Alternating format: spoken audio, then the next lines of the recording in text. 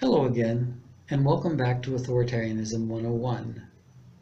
My name is Angus Song, and in this, the third presentation in this series, we're going to be discussing another aspect of the authoritarian tradition of intellectual manipulation. In the second of these videos, we discussed how the metaphysical doctrines of idealism, materialism, and Heracliteanism, and the epistemological methodologies of skepticism and faith could be used to rationalize authoritarian political systems. In this presentation, we're going to consider how a political doctrine known as the organic theory of the state serves this same purpose. The organic theory of the state is a political ideology that says that a state, meaning a society or nation, is a single organism or single individual. This contrasts with the ordinary idea of a society as a group of organisms, a group of people who each have the status of an individual. The organic theory of the state further says that society is in fact the only real individual, whereas the people in a society who we perceive as real individuals, like you and me, are really just parts of the greater social individual, as the cells in a body are just parts of a body. And just as the cells in a body don't have the metaphysical status of individuals, this doctrine says, neither do you or I. Now, as odd as this idea may seem, it is in fact the most common authoritarian political and social trope, and is indeed the most common philosophic theory of society broadly and generally. As an authoritarian theory of politics, it's a facet of authoritarian systems, both right-wing and left-wing, both secular and religious. Let's give further consideration to the political implications of this theory to see why it's so popular among authoritarian doctrinaires. The organic theory of the state, by asserting that the state or society is the only real individual, obliterates the metaphysical reality of the independent individuals we perceive around us. By implication, therefore, it gets rid of the individual rights that would normally serve as a moral shield protecting these perceivable individuals. Because if these individuals don't really exist, then they can have no rights. And by representing individuals as merely being parts of a greater social self, as a person's hand is merely part of the larger, preeminent self, which is the whole person, it implies that individual people are merely functionaries of the larger, more important self, which is society, just as your hand is merely a functionary of the larger, more important self, which is you.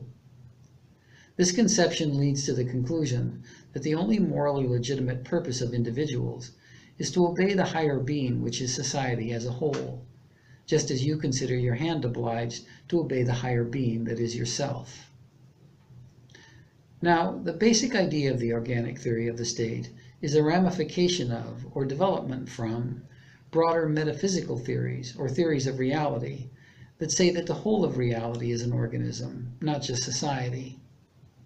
All reality is an organism, these theories say, and human societies or states, as aspects of this organism, are themselves organizations of the lesser parts or cells in this organism, which are you and I. The religious version of this idea is the well-known theological concept of pantheism, which says that God is everything in reality, and that everything in reality, including society, is part of God.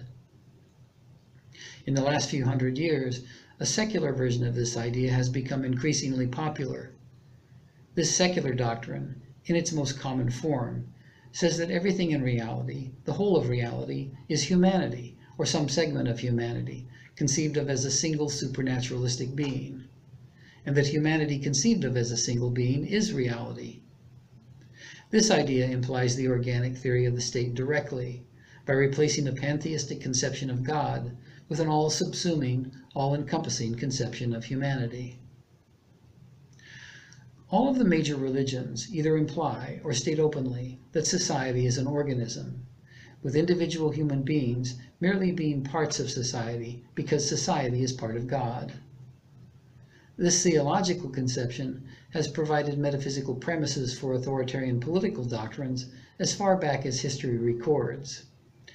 But in more recent times, and among Western authoritarian ideologists especially, the secular version of this idea has become preeminent, and has become an essential postulate of all of the modern Western authoritarian systems. Both right-wing authoritarian doctrines like fascism and Nazism, and left-wing systems like Marxism, are based, in large part, on organismic conceptions of reality, and on the organic theory of the state that derives from these concepts. Largely as a result, both right-wing and left-wing authoritarian doctrines come to the same conclusion about individual human beings and individual rights, that neither really exist.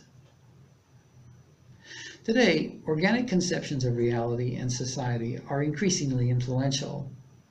On the left, they appear as a core tenet of environmentalist philosophy, while on the right, they show up in such places as the widely read opinion pieces of conservative New York Times columnist David Brooks.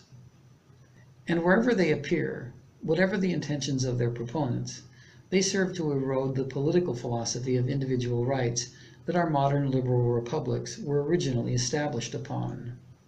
So the defenders of these rights and republics, if they wish to prevail in the debate about the future political direction of society, must be able to identify these concepts in all their various permutations, and be ready to rebut them wherever they appear. To assist toward that end, this philosopher has devoted a significant section of my print study of authoritarian ideas to an examination of the organic theory of the state and its metaphysical underpinnings. To assure that this study, which is entitled Flowers from the Garden of Evil, Everyone's Guide to the Elements of Authoritarian Dogma, is actually affordable to everyone, its ebook edition has been very modestly priced, hardly more than the cost of a couple of candy bars. This ebook, as well as a paperback edition, are both available through Amazon Books, and either will amply arm the reader with the knowledge they need to recognize and understand authoritarian ideas, including that particular manifestation of these ideas, which is the organic theory of the state.